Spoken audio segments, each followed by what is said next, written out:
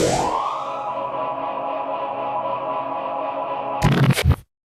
we're live. Another edition of the Johnny and Gene Show. I'm Felix Levine. To my right, John Alite and Gene Borello. Before we get into it, please make sure that you've subscribed to the YouTube channel and that you've subscribed to our new host channel, the Patreon, where you'll have all of our bonus content. We made that changeover from Crime Flick, and it's been a great transition. Patreon is a great app. You'll have all of our content early. You'll have bonus episodes. Just Q&As for the people that are subscribed only to the Patreon, and you'll be able to watch all our content from your phone, tablet, TV, all that good stuff. And also a big I fumbled the ball. A big shout out to KCL Automotive. John will tell you a little bit more about it in a second, but actually I'll have you just say it right now before I tell him the particulars. KCL Automotive is run and owned by myself and my cousin Steve. Dave, the body guy, is an automotive sales, automotive work, tires, anything that you need. It's a full-stop shop, and it's on 98th Street in East Stroudsburg, PA. 98 Henry Street, East Stroudsburg, Pennsylvania. If you're interested, call the number 570-534-8497. KCL Automotive. Check it out. Today, our guest, Michael. Thank you so much for taking the time and coming on the show. Well, I feel like this is a good opportunity for me to, I hear you guys talk a lot about the life and what it does when you get older in life. But I think that my experience is being younger and being around it and the effect that it had on me as a child. I think that that's something that not a lot of people realize. I mean, everybody always talks about the kids and what happens when somebody gets whacked or killed. They never really talk too much to the kids and see how it affects them. But I had somebody very close to me murdered by his best friend, supposedly. I don't know for sure. But, growing up around it is a rough experience, and I have no problem sharing how I feel about it. Well, Michael, who you're talking about are Lucchese soldiers that were, I was raised with them, and I had no idea that they were your relatives and your uncle. I'm actually a close relative. And those are the guys that stayed with my dad since my father was a young guy and they were kids together. And when I used to be, going to South Bronx, at their card games, these guys were there. And I'm talking about Good Looking Jack, and I'm talking about Al. And some of the other guys, Blackie and the other guys that were around. And just coincidentally, you started talking to me, and I didn't realize that was your uncle. Yeah, well, Handsome Jack, as you call him, to me, he was just Uncle Jack. He was always larger than life. He was a businessman. He was the type of guy who probably would have succeeded without the life. He would have succeeded no matter what he did, John. I mean, he had two very successful businesses. One was a waterproofing company, and the other one was a home inspection company, even before home inspections were really a big thing. Sherlock's Holmes Home Inspection and Arid Waterproofing. And, he was so big time that he knew I loved wrestling, so he gave me a wrestling name. I had a nickname as a kid. They always called me the Truck because I was a big kid. And they used to say I used to tear things apart like a truck.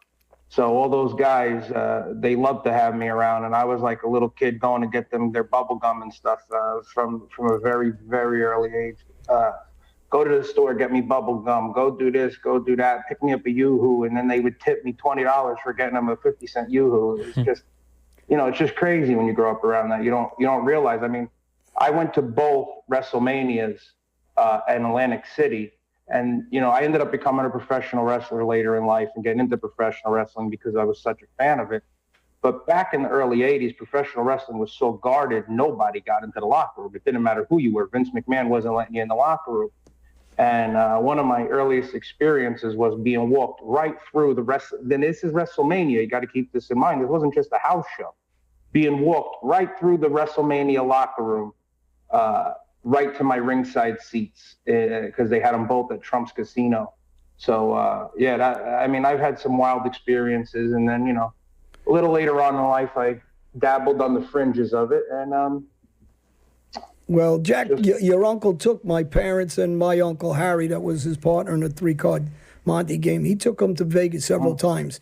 but not that he wasn't a typical guy. For the people who don't know, he didn't rent a room or rent one or two suites. He rented the whole floor. He took over the whole floor, and on not one occasion, on several occasions, my father said he had to be the biggest gentleman out of any street guy he's ever met.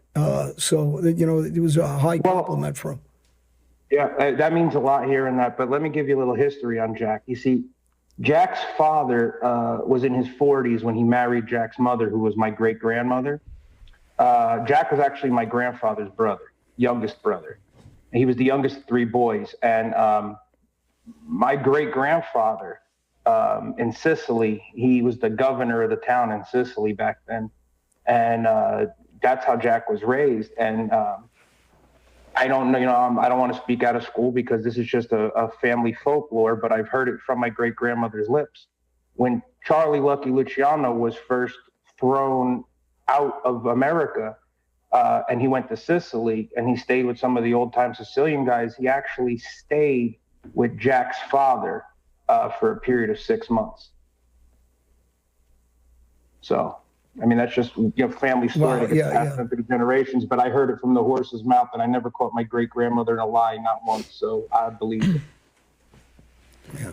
Right. I wanted to ask something real quick. You said somebody was killed by a best friend. Can you talk about that a little bit? I mean, what was the situation? I mean, I'm not going to tell you nothing. I'm not going to tell you nothing that you can't read in the newspapers. I mean, I was a child when it happened. So my Uncle Jack and my Uncle Al, I called them both Uncle Al, Uncle Jack. Uncle Jack was actually my uncle by blood. Uncle Al was my uncle by a different type of blood, They called him Little Al. He was a little guy, but I'm sure John will tell you his reputation is probably one of the only guys that rivals John's reputation. You didn't want to mess around with Al.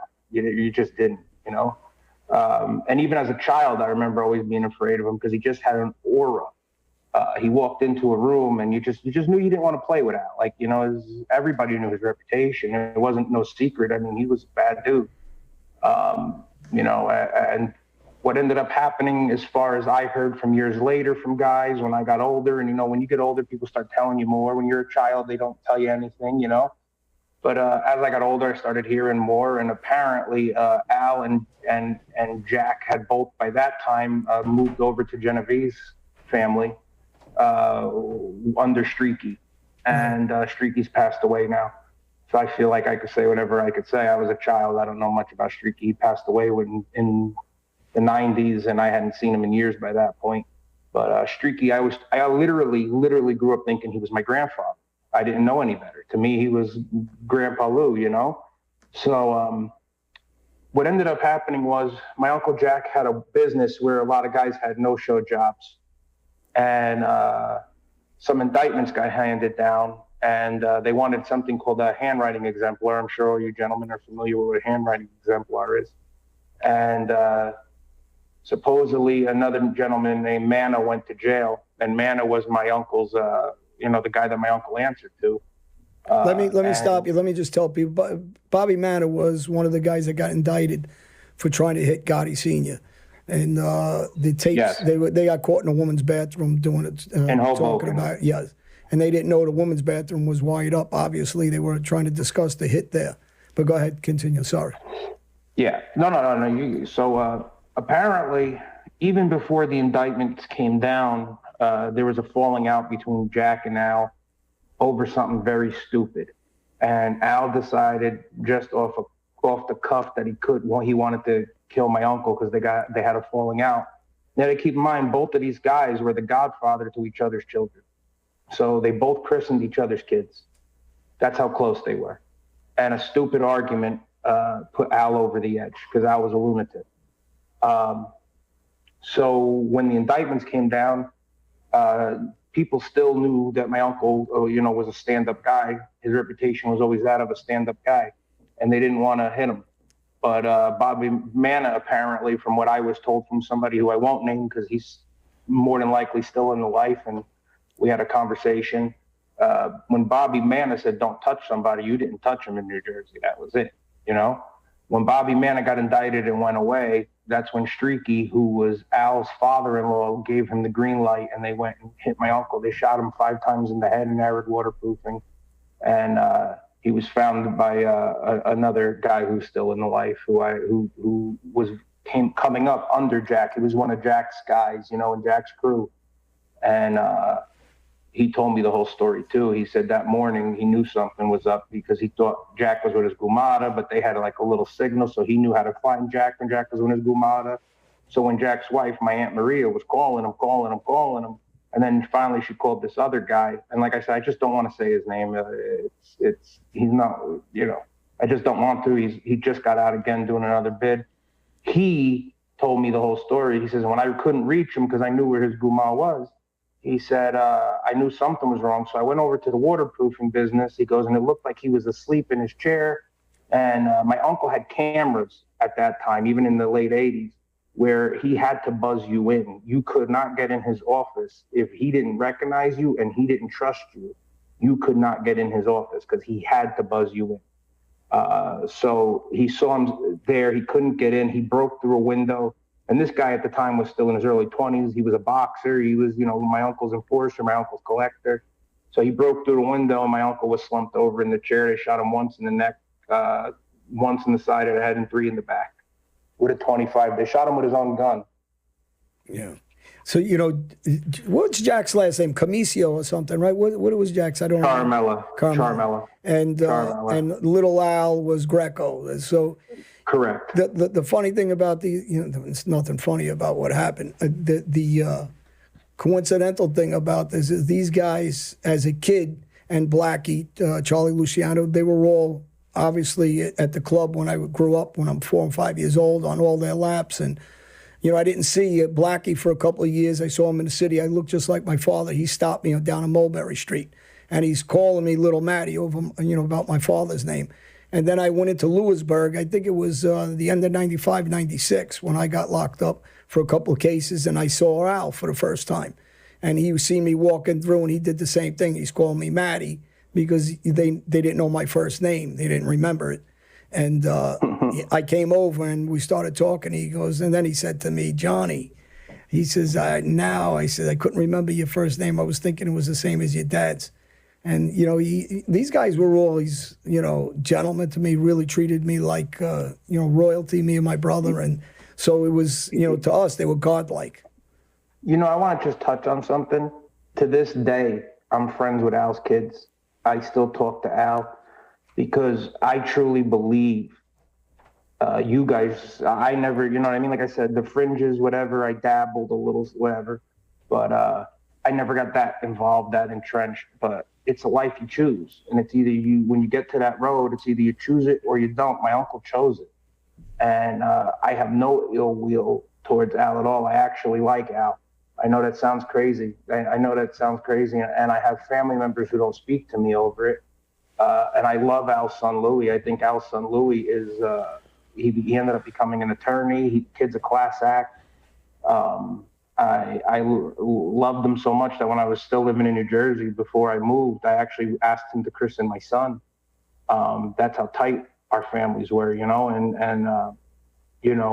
whether it really happened or not, nobody knows. Al was never convicted of it. Nobody was ever convicted of my uncle's actual assassination, murder, whatever you want to call it, hit, whatever. But, it hurt me deep at a young age. It was a scar that I think if it didn't happen, I don't know where my life would be today. Maybe I would have went into the life. You know what I mean? Maybe because he was a very big influence on my life at a young age where I idolized him. I worshiped him. I wanted to be just like him. I even have an uncle who's a little older than me, and he idolized him and wanted to be just like him. And because he was a little older, he got a little more involved with me. But, it is what it is, man. I mean, sometimes there's a blessing and a curse all in the same moment. Like I said, had Jack lived past that and he had been around when I was in my teens, I don't know if my father and my grandmother and my grandfather, because I had 2 very straight-laced grandparents. I have my father's a very straight-laced guy. I don't know if they would have had the influence on me or been as involved with my life. I mean, on my father's side of my life, if you go to the New Jersey State Troopers Museum, my father's grandfather, which would make him my great-grandfather, they actually have a still in the museum with his name on it, Giovanni Zaccone, because during Prohibition, he was one of the biggest bootleggers in New Jersey. That's how far back my family goes in the life. So to this day, that still is there, and it's in the New Jersey State Troopers Museum. To this day, they got my grandfather still there. I think it's funny. I go there to look at it and chuckle sometimes, and I have a picture of it because it's just, it's part of my family history. If people want to talk about it, I talk about it. I got nothing to hide. Well, these guys were, for me, growing up, my father had in Clifton, he had a bar with my uncle. So, I've been around your uncles since I'm a baby, literally a baby. And these guys were, my father loved Al. I mean, he was a different type of guy. Like you said, my father loved him. He really spoke highly of him. And he traveled a lot with Jack. And, and Blackie obviously was partners with them in their clubs and another club in Long Island called Hammerheads. But these guys were royalty of the mob. They were gangsters back in the day. And so when people talk, whether you like them or love them, people that know them. And I believe Al's father-in-law, Streaky's real name was Mike. Am I right? Is it Mike? No, he's Louis. It's Louis. Okay, it's Louis. So when he had three sons. Louis, Joe, and one of his, don't hold me to this, one of his boys might have been named Mike, but I know two of his sons were Louis and Joe. Well, Streaky also had, obviously, he had a little, there was a story, I don't know if you know about, when two guys challenged Streaky when he was sitting in a car about something. And, Streaky was very calm about it and just pressed the gas and killed him, ran him over. And it was a big deal back in the day. And I'm going back to, I don't probably know. in the 70s. Streaky drove a big Lincoln. I mean, This is the impact it had on me, okay? When I became a professional wrestler, okay? Now, they come up with gimmicks, like, what do you want to do? Like, who do you want to portray? What do you want to be, And you got to come up with a character, something catchy, something fresh, And nobody ever really did a gangster character. In my eyes, they always did it as a comedy. They never did it, with real knowledge of what the life was about, So when I got into wrestling, I said, I talked to the promoter, I talked to the agents, and they said, come up with something that's not too far off of your life, but something that's also not you. So something we can market, something we could sell. So I took the name Lucky, obviously from Lucky Luciano. I kept my real last name, Zaccone. And I did that character, and that character, I portrayed it realistically, not in a cartoonish way, not over the top. We actually had a guy who was a monster. They called him Il Padron. That was his, wrestling name. But he came from Philly, and he had family in the Philly mob. So me and him both grew up in the life, and he understood how to play the part of a boss. And so we would do these segments, these promos, where he wouldn't talk. He would just be sitting at the table, and us, playing the quote unquote soldiers, we would talk and he would nod. You know what I'm saying? Right. And he was always pointing to the microphones, and so he played it perfectly. And we used to get a lot of shit for it. It was fun though. Hey, who's your favorite wrestler? I'm wondering, who's your favorite wrestler? Because I was a big wrestling guy growing up. I just want to know who's your. It would have to be. As a kid, I loved Hogan and I loved Snuka. And when I got into wrestling, Snuka was one of the guys who, for some reason, took a shine to me, and we became real friends. Well, I'm the Bret the Hitman Hart guy, so. Hey, Hogan's son did time with me in Pinellas County in Florida, actually, when he got jammed up. He killed that kid in the race car. I know he killed the guy in the car, yeah. Well, allegedly, Snuka killed the lady, too, his girlfriend, Nancy, whatever, but I talked to Jimmy about it one time, and Jimmy said absolutely was no truth to it. Well, Hogan also went partners with my partner, Cam, that I owned Mirage with. Cam's passed away since, but they owned a club down in Ybor City called Hogs, and that was Hogan. So I have a little tie to them also through, partners and friends, and I like Well, Hogan. Jimmy took me. So now if you ask me who my favorite wrestler is, getting back to Gene's question, it's Snuka, Gene, because I spent a lot of time in the car with him. I spent a lot of time wrestling with him. I wrestled him a bunch, especially when he got older, because I would take really good care of him. You're talking about Superfly, right? Yeah. All right. And to this day, I'm talking as recently as a few days ago, I was talking to his wife. And she said, of all the guys in wrestling, I'm one of the only guys that has enough respect for him to still reach out to him. And I always told her, coming back full circle to the conversation we started about, I get my respect from growing up around that life for real. Because getting into the wrestling business, I always say it's a lot like, trying to come up through the mob. Like, you start at the very bottom, and if you're not earning money, if you're not selling tickets, if you're not doing the right thing, if you're not doing exactly what the promoter, in this case, I guess the promoter would be like the boss, you know what I mean? If you're not bringing them in money, you're not going to wrestle on the shows. And then if you don't act right, if you don't carry yourself a certain way, you're never going to make it. I don't care how nice of a body you have. I don't care how good your moves are in the ring. If you don't carry yourself with respect, they will not bring you into their circle. At least that's the way it was when I started wrestling in the late 90s.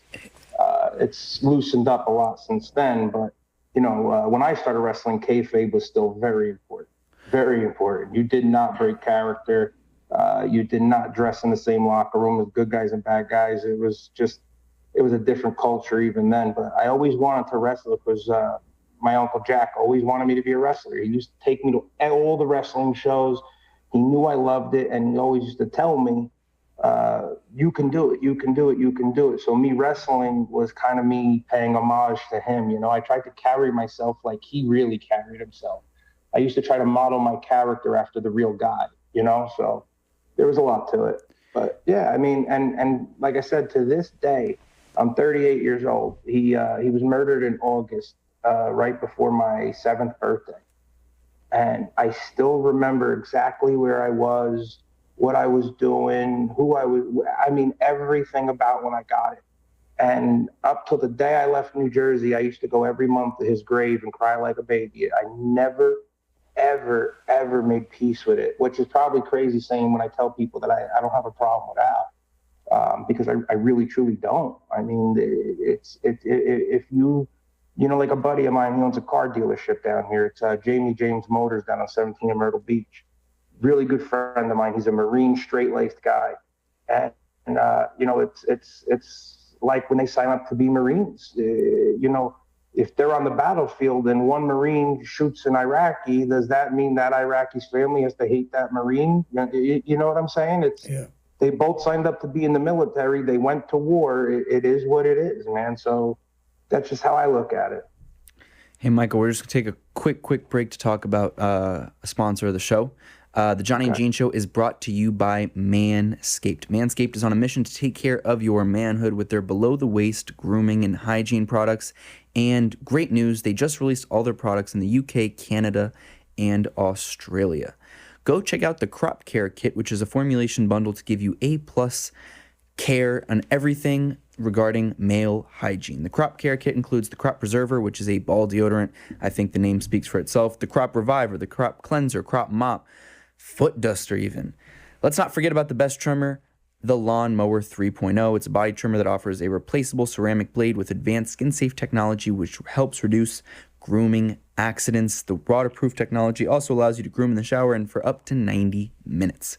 Go to manscaped.com today and use promo code JG and you'll receive 20% off and free shipping on the entire site.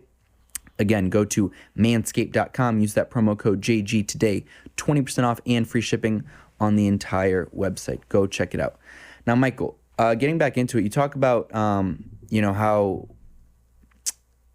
having family that was in that life changed you forever. Will you talk about more, for maybe other kids out there that are in similar situations that had family in that life? I mean, some of the psychological and emotional effects of it, because I think that's one of the the main lessons of this show is to help those people who might be struggling from some of the same things that you went through, and we thank you for opening up about them. It's definitely PTSD. It'll definitely give you PTSD. My Uncle Jack had 3 of the most beautiful daughters. I mean, I'm not saying this because they're my cousin. To be honest with you, I haven't spoken to them in 15 years because we had a falling out. Because I just refuse to blame certain people, like I've been saying all throughout this interview. And I just, I look at it a totally different lens. But those 3 girls were shell-shocked. I mean, my one cousin wasn't even a year old and she lost her father. She can't even remember his face. My other cousin was, I think, about 3. And then there was me and my cousin Maria. And I was really raised a lot in that house. Like, my Uncle Jack never had a son, always wanted a son. And I was the same age as his kids. So I would live in that house. Now, they lived in a house in Franklin Lakes, New Jersey. The house today is probably worth $20 million. I'm not kidding. I'm not exaggerating. The house today is probably worth $20 million. It was at the end of a cul-de-sac, all white bricks, marble tile. They went from living a very lavish lifestyle to immediately my aunt had to go to cleaning houses. You know what I mean? My aunt was actually my godmother, his wife. And, they had to go through a very lifestyle. And, it was hard on them. Their father didn't get to walk them down the aisle. For me, my Uncle Jack was my rock, anything that happened. And I mean, anything that happened. When I was a child, I went to him. I was just having a conversation with my grandmother last night, and I said I could still hear his voice in my head because Jack really was a beautiful guy. I mean, he was my uncle. He was just a beautiful, beautiful, beautiful man. I wish I had a picture to give you guys to put up of him for this show.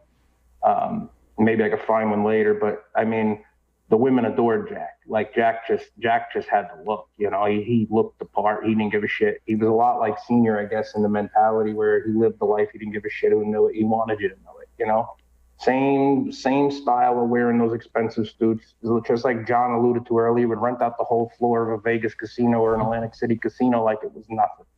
But he did make a lot of legitimate money, I guess. He was kind of like a combination of Francesi and Gotti, somewhere in the middle. Because he made a lot of money.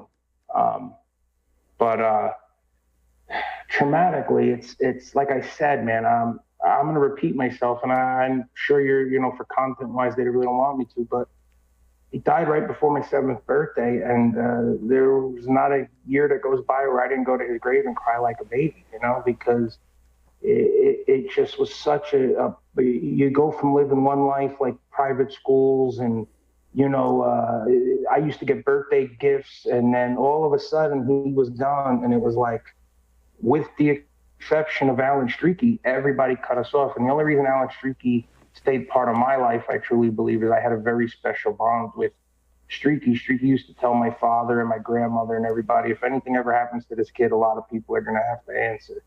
I mean, Streaky was such a good man to me. He really, really, really was. And as a kid, when I knew he was in prison, I used to write him because I just wanted him to know that I loved him and how much I loved him. And it's crazy because, you're going to either lose the people you love to prison or death. They're really, nowadays, thank God guys like John, Gene, whatever, other guys, they get out of the life, they do what they got to do, with Francesi, I really can't see telling on your father. There ain't nothing that can make me fucking talk about my father, but, I'll go to my grave fucking first. And I'm not even in the life. You'd have to fucking kill me first, but, By the way, your father's a good man. And for the people who don't know, we're friends with your father. Yeah, we're friends with your father. Everybody that doesn't know that, I mean, I talk to your father, you know that every day. Yeah, my father's got his real estate office, I'm sure you know, and my father, and don't get me wrong, but my father was a kid. I mean, my Uncle Jack used to have him go handle things for him because my father had a fucking punch on him, man. And I'm not just saying this because he was my dad. But I remember one time, I'll tell you a story about my father. I'm a little kid sitting on the front stoop of our house in New Jersey. Me and my grandmother were playing, my father's mother. 2 skinheads walked by, true Aryans, okay? They had the fucking swastikas, the whole deal. They walked by, and they're using language that my father deemed to be inappropriate in front of his son and his grandmother, and his mother, my grandmother, And I'll never forget thinking my father was Superman because my father asked him very nicely to tone it down. And I remember this because I don't think he wanted to fight in front of me. I was a little boy at the time. Actually, Jack was probably still alive. I was so little. And they said something back to my father. And the one of them had a cane in his hand, okay? Like he was walking with a stick. Like he was carrying the cane. He didn't need the cane. He was carrying it to look like a badass, And he went to hit my father with the cane, and my father hit him once, and he went down. And then my father picked the other guy up, because my father was in his 20s at this point. My father had me young. My father picked the other guy up, and it literally looked like a professional wrestler throwing another professional wrestler into a railing or something that you would see on TV, and started using the guy's head like a battering ram and banging him into the fucking brick wall. To this day, I remember that. Another time, my father jumped out of the car, jumped through another car window, and started pummeling a guy for coming out the wrong way. My father was a loose cannon. Well, let me tell you something. Nothing's changed, because last week we were on a telephone. Well, maybe 2 weeks ago. And he was in a store, and he was being polite to the guy, and the guy got a little nasty, and he's on the thing, he tells me, "Can you hold a second?" And he tells the guy, "I'll drag you from behind that counter." Blah, blah, blah.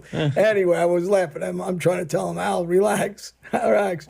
And then he came back. So he didn't change that much yet.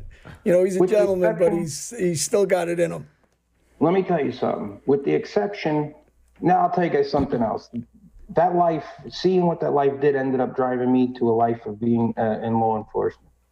I ended up becoming a sheriff's officer in South Carolina, because I just wanted my kids to see something else. And I wanted them to see the complete opposite. You know what I mean? Right. My son's the most important thing in my life. So when he was born, I decided that I wanted to become a cop more than anything in the world, because I wanted him to see a completely different life. Yep.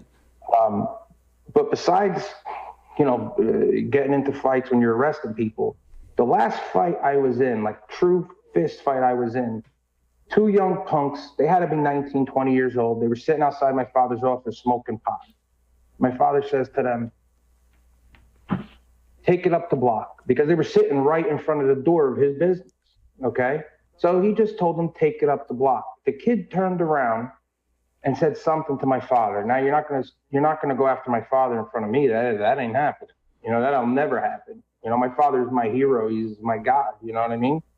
So I go outside, and now it's me and my father and these two punks. My father, and I'm not going back too far. I'm only going back about 6 years, okay? And my father's in his early 60s now, so he was in his mid to late 50s then, and these kids were 19, 20 years old, So now I'm thinking, okay, now I'm going to have to fight these two kids by myself. You know what I'm saying? Because my father, I'm thinking he's a little old.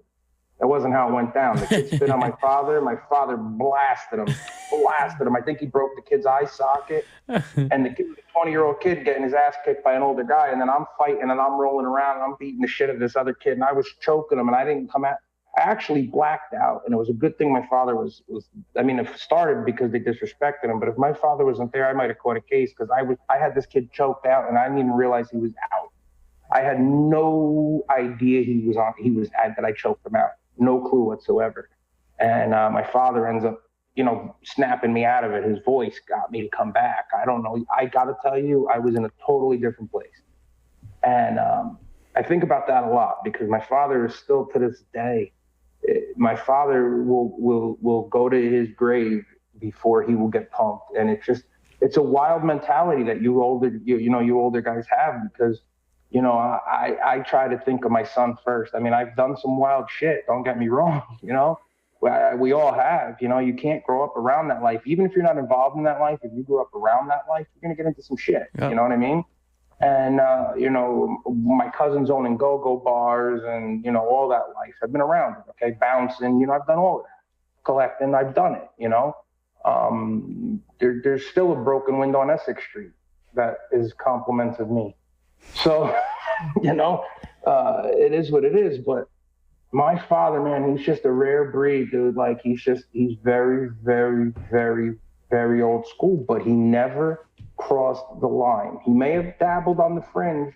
And, when Jack was alive, Jack and him were very close, because he married Jack's niece, who Jack looked at like a daughter, my mother.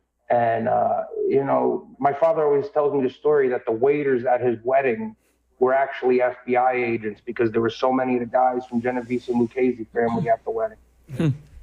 That they found out that the FBI was actually posing as waiters at his wedding to my mother. Hey, Michael, we gotta wrap it up, but we thank you, first of all, on a personal level, for opening up about everything that you did, and we thank you for all the good work that you're doing and trying to spread a positive message, because ultimately that's what this show's about, with John and Gene. But And you guys, and listen, not to cut you off, but I love watching the show, not just because I like John and I know John, but I like watching the show because I like the message you guys are putting out too. I see a lot of young kids coming into the jails and they're getting younger and younger. It seems like 17 years old babies Right. doing murders and, but I do want to also say thank you for letting me bring up the memory of my Uncle Jack. I feel like, he was a great man and he definitely deserved somebody to remember people about him, and thank you for giving me that chance to remind people about him. Thank you, Mike. They were icons. I mean, Jack was an icon. Blackie was, and so was Al. And unfortunate things happens in this life, and that's why we talk about it to help the kids. So it's a double message. At the same time, I grew up around these guys, and my dad was best friends with all these guys. So. It's brings back a lot of memories, and hopefully it's a positive message to the kids. And one other thing I want to talk about is, before we go on, is your friend that's going to come on with his child who has cancer, and that'll be one of the next coming shows that I spoke about. Logan, this poor kid, I'll just say this because I'm sure his father's going to go in more in depth when you guys speak with him. Ryan is a straight-laced, blue-collar, ex-military guy. Great father, takes his son fishing. They live right behind my house. Takes his son fishing, does stuff with his kid. And one day, apparently, they thought the child was just a little constipated, didn't think nothing of it, brought him to the pediatrician. Forgive me if my facts aren't all in order, but they didn't think it was nothing serious. They bring him to the pediatrician. The pediatrician says the kid's got a tumor inside of him the size of a grenade. This kid's 3 years old on full-blown chemotherapy. And, it's causing Logan to miss time at work. It's, and Logan Logan's the child. It's causing Ryan to miss time at work. And he owns his own graphic design company down here. They make shirts, they wrap cars, they do all of that.